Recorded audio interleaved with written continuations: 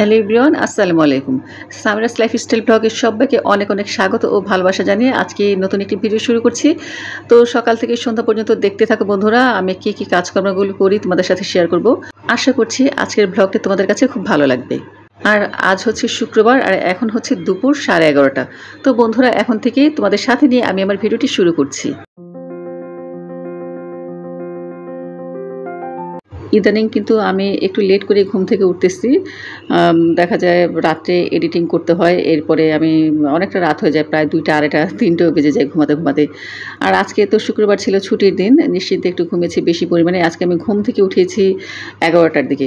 তো উঠে হাত মুখ ধুয়ে নিলাম, এরপরে এই যে নিজেকে একটুখানি প্যাম্পার করে নিলাম, কারণ সকালবেলা নিজেকে যদি একটুখানি আর কি গুছিয়ে নেওয়া যায়, সারাদিনটা কিন্তু ভালো কাটে দেখবা। আর আমরা হোম মেকাররা কী করি, সাধারণত দেখা যায় ঘুম থেকে উঠেই রান্না বাড়ার কাজে লেগে পড়ি। নিজেকে যে 5 মিনিট সময় দেব, এই সময়টা আমাদের কারোই হয় না, কিন্তু আমি চেষ্টা করি সকালবেলা নিজেকে একটুখানি পরিপাটি করে গুছিয়ে নিতে। তো আমার কিন্তু সারাটা দিন ভালো কাটে। আসলে নিজের কাছে নিজেকেই আমাকে পরিপাটি রাখতে হবে, আমার মন ভালো রাখার জন্য, কারো আর কি ভালো লাগার জন্য নয় বা কাউকে দেখানোর জন্য নয়। আমার কাছে মনে হয় নিজের যত্ন নিজেরই নেওয়া উচিত, নিজেকে ভালো রাখার জন্য। এতে করে কিন্তু আমাদের স্কিন যেমন ভালো থাকবে, তেমন আমাদের মনটাও ভালো থাকবে। তো আমি তেমন কিছুই করলাম না, জাস্ট একটুখানি মুখে সিরাম আর হচ্ছে একটা সানস্ক্রিন লাগিয়ে নিলাম।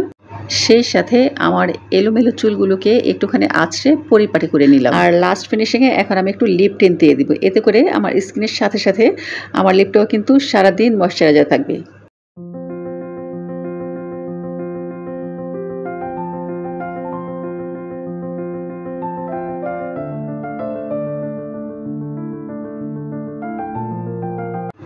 তো বন্ধুরা দেখো, আমার স্কিনটা কিন্তু খুব সুন্দর, একদম গ্লোয়িং করছে। আসলে আমাদের হোম মেকারদের সবারই কিন্তু উচিত সকালবেলা নিজেকে অন্তত একটুখানি পরিপাটি করে নিয়ে এরপরে সব কাজে লেগে পড়ার। এতে করে দেখবা সারাদিন তোমার মনটা যেমন ভালো থাকবে, তেমন কাজকর্ম করতেও খুব ভালো লাগবে, আর কি ঘরের কাজ করতে একঘেয়েমি লাগবে না। তো আমি আর কি এখন নাস্তা করে নিব।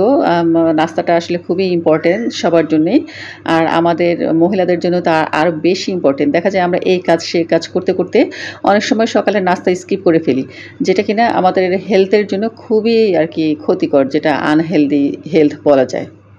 এছাড়া কিন্তু আমি অনেক মায়েদের দেখেছি যারা কিনা তার হাজব্যান্ডের, তার ফ্যামিলির, বাচ্চাদের খুব যত্ন নেয়, কিন্তু নিজের আর কি স্বাস্থ্যের প্রতি, নিজের খাওয়া দাওয়ার প্রতি, নিজের চলাফেরার প্রতি আর কি খুবই উদাসীন।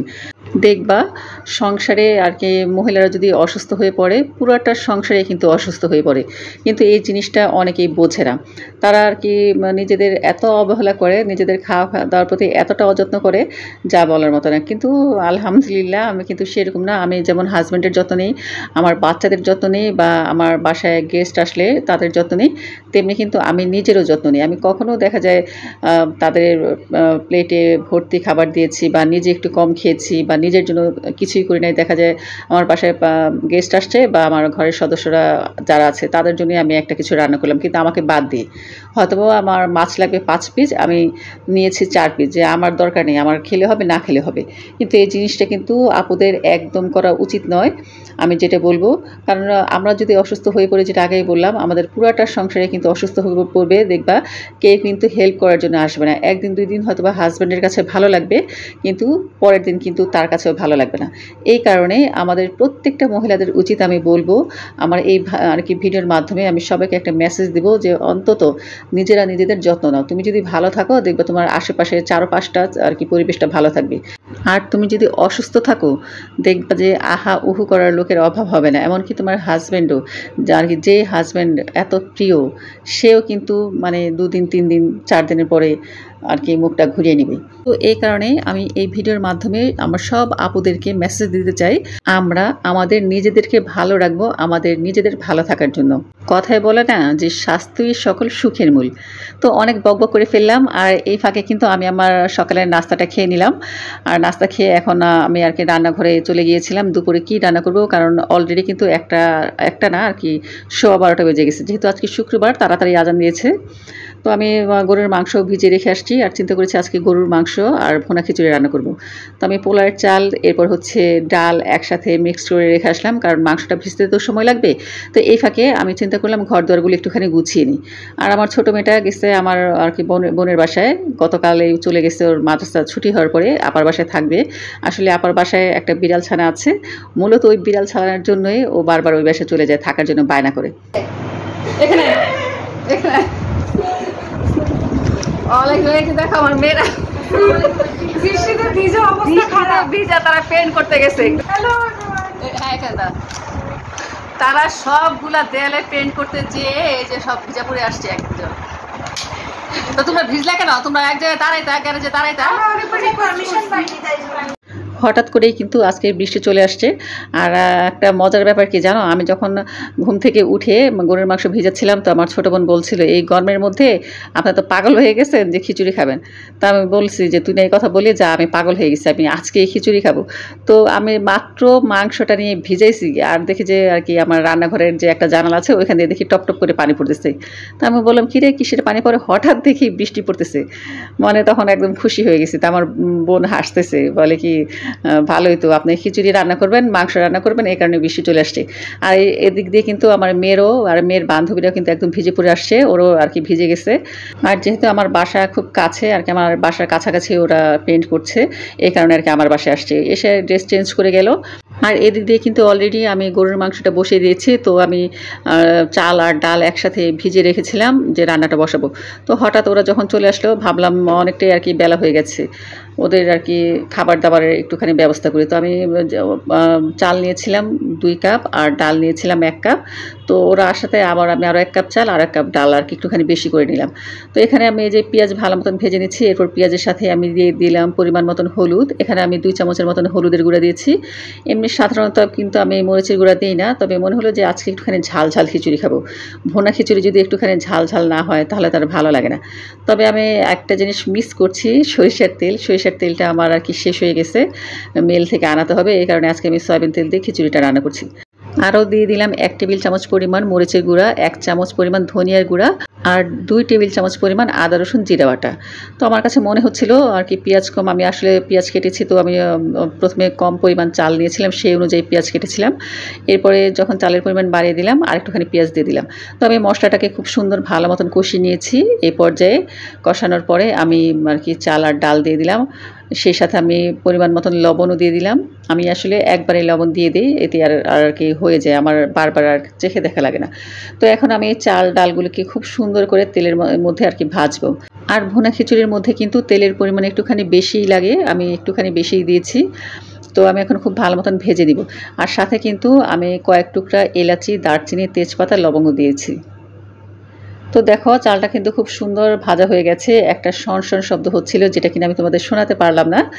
আর ভালো মতন ভাজার পরে এরপর আমি দিয়ে দিলাম গরম পানি। গরম পানিটা আমি অনুমান বুঝে দিলাম, আমার রান্না করতে করতে একটা অভ্যাস হয়ে গেছে আর কি, মাপটা জানা হয়ে গেছে।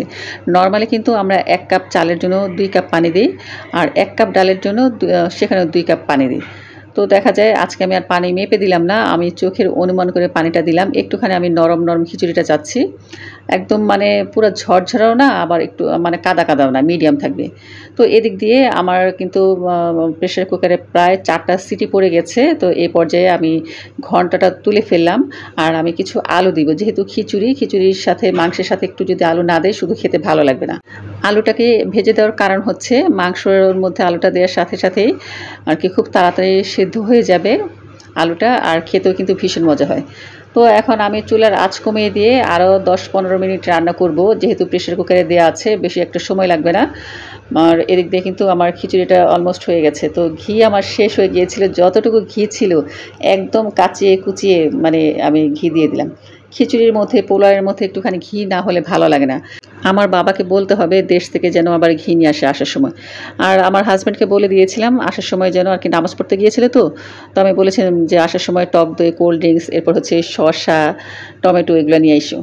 তো ও এগুলো নিয়ে আসছে, কোল্ড ড্রিঙ্কসটা আনে না, কোল্ড ড্রিঙ্কস আবার আমার ছোটো ভাই আসছে, উনি আসছে। তো এসে বললো সারা বাজারে আমি ঘুরে আসলাম, কোথাও দেশি শসা পাচ্ছি না, তো এই প্রথমবার সে হাইব্রিড শসা আনলো। তো তো যাই হোক আর কি ঠেকার কাজ চলে যাবে। তো এদিক দিয়ে তো আমার খিচুড়ি মাংস হয়ে গেছে, তাই আমি সালাদের আইটেমগুলো একটুখানি কেটে নিলাম।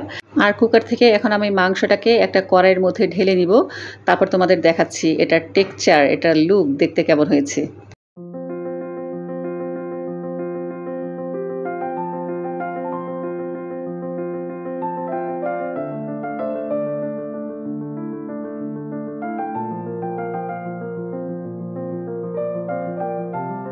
তো বন্ধুরা দেখো আমার গরুর মাংসের ফাইনাল লুক। এটা দেখতে যত সুন্দর হয়েছে, খেতে কিন্তু ততটাই মজা হয়েছে। আর আলুগুলো এত সুন্দর সফট হয়েছে, শুধু আলু কেন, আলু তো সফট হবেই, মাংসটা একদম নরম তুলতুলে হয়ে গেছে। তো আমার হাজব্যান্ড এরপর আমার ভাই আসছে নামাজ পড়ে, তো ওদের এখন আগে খেতে দিব। আর দেখো খিচুড়িটা আমি যেমন চেয়েছিলাম ঠিক তেমন হয়েছে। ডালের পরিমাণটা বেশি হওয়ার কারণেই আর কি খিচুড়িটা এরকম হয়েছে, বেশি নরমও না বেশি শক্তও না, আবার আছে না একদম ল্যাটকা ল্যাটকা, সেটাও না। আল্লাহ তাআলার নাকি ৩টি জিনিস খুবই পছন্দ। একটি হচ্ছে কন্যা সন্তান, দ্বিতীয়টি হচ্ছে মেহমান, আর ৩ নাম্বারটি হচ্ছে বৃষ্টি। আলহামদুলিল্লাহ, এই ৩টি জিনিসই কিন্তু আজকে আমি পেয়েছি।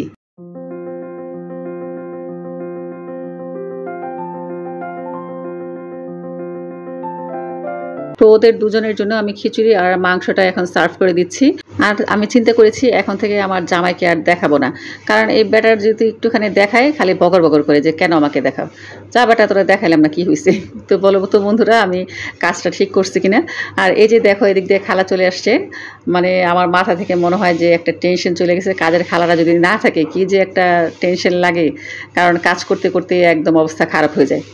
তো আমার হাজব্যান্ডের আর আমার ভাইয়ের খাওয়া শেষ হয়ে গিয়েছে, আর এখন আমি মেয়েদের জন্য আর কি খাবারটা বেড়ে নিচ্ছি। তো আমার ছোটো বোনকে বললাম চল দিয়ে আসি, তো ও বললো যে আপনি খাবেন না। আমি বললাম না এখন খাবো না, আগে ওদের দিয়ে আসি তারপরে এসে খাবো। তো এই যে ৫ জন, ওরা ৫ জনের জন্য ৫টা টিফিন বক্স নিলাম। আমার এই টিফিন বক্সগুলো কিন্তু ২ মেয়ের জন্যই। দেখা যায় এখানে স্টেনলেসের টিফিন বক্স আছে, তারপর প্লাস্টিকের আছে। তো সাধারণত প্লাস্টিকের বক্স আমি ব্যবহার করি না বাচ্চাদের জন্য। মাঝে মাঝে যদি দেখা যায় কোনো শুকনো আইটেম হয় তখন আর কি প্লাস্টিকটা আমি দিই, সচরাচর দিই না। আর গরম খাবার তো আমি কখনোই প্লাস্টিকের বক্সে দিই না। তো বন্ধুরা চলো টিফিন বাড়া তো হয়ে গেল, টিফিন কি আর কি ওদের দুপুরে লাঞ্চ তো হয়ে গেল বাড়া, এখন দিয়ে আসবো।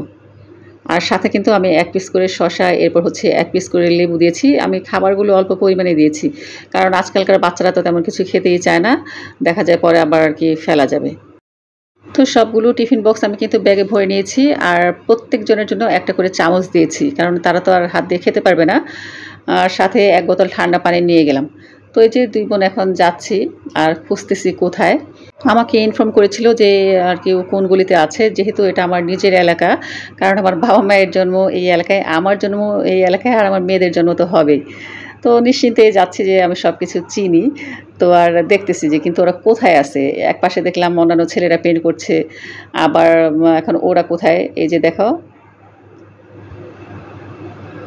প্রত্যেক জায়গায় প্রত্যেকটা স্টুডেন্ট কাজে লেগে গেছে, দেশের কাজে লেগেছে। আর এই যে দেখো আমার মেয়েরা, তো ওরা যে এই পাশে ছবি আঁকতেছে। তো আমি বললাম যে আসো আগে খেয়ে নাও, এখন প্রায় অলমোস্ট ৩:৩০ বেজে গেছে। আর এই যে ওদের রঙের সরঞ্জাম দেখো একটুখানি, আমার বাসা থেকে যে কতগুলো বাটি এনেছে তার কোনো হিসাব নেই। আর এই যে দেখো আমার মেয়ের আঁকা আবু সাইদের আর মুগ্ধর ছবি, তোমাদের যেটা বলেছিলাম, মাশাআল্লাহ খুব সুন্দর কিন্তু হয়েছে, তাই না? আর এই যে দেখো বাংলাদেশের মানচিত্র, এটা কিন্তু আমার মেয়েই করেছে। আর আজকে করছে অন্য একটা থিম, জানি না এই থিমটা কি, আমাকে বলে নাই, বলছে এটা সিক্রেট, পরে বলবো আর পরে দেখাবো। তো আশা করছি আর কি খুব ভালোই হয়েছে। বন্ধুরা তোমাদের কাছে কেমন লাগলো অবশ্যই কমেন্ট করে জানিও। আর বাচ্চারা যদি ভালো কিছু করে আসলে গার্জিয়ানদেরও ভালো লাগে। আমাদের পূর্ণ সাপোর্ট আছে বাচ্চাদের জন্য, প্রত্যেকটা গার্ডিয়ান কিন্তু বাচ্চাদের পূর্ণ সাপোর্ট দিচ্ছে। আর এই যে দেখো ওরা কিন্তু যে খাবার খেয়ে ভীষণ আর কি খুশি হয়েছে, বলছে যে আন্টি খুবই মজা হয়েছে। ৫টা বাচ্চাকেই আমি আর আমার ছোটো বোন সামনে বসে খাইয়ে আসলাম, আর আসার সময় একটুখানি ভিডিও করে নিলাম তোমাদের সাথে শেয়ার করার জন্য। তো বন্ধুরা আজকের ভিডিওটি কেমন লাগলো, আমার মেয়েদের পেন্টগুলো তোমাদের কেমন লাগলো অবশ্যই কমেন্ট করে জানিও। ভালো লাগলে ভিডিওটিতে একটি লাইক দিও। তো সবাই ভালো থেকো, সুস্থ থেকো, আল্লাহ হাফিজ, আসসালামু আলাইকুম।